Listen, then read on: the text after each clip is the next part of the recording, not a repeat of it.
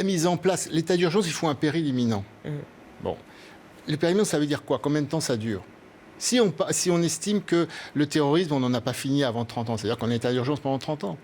L'état d'urgence, ça doit servir parce qu'un groupe terroriste vient de frapper et qu'il est encore dans les rues et que pendant 8 jours, il faut vraiment prendre des mesures exceptionnelles pour cadenasser. Ça a tout à fait justifié. Mais après, ça a quel sens? Ça a quel sens? Et puis la loi sur l'état d'urgence, elle ne s'applique pas qu'aux terroristes. Une fois que sous l'angle terroriste, on a voté l'état d'urgence, elle s'applique à tous ceux qui troublent l'ordre public, y compris des écolos.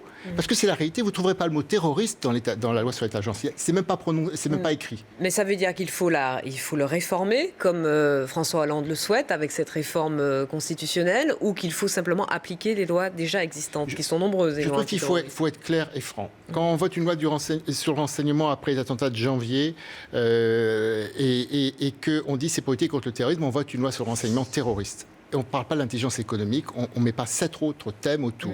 Quand on fait une loi sur l'état d'urgence, on dit les mesures qui seront prises, ce seront pour lutter contre le terrorisme. Pas toute personne qui trouble l'ordre public.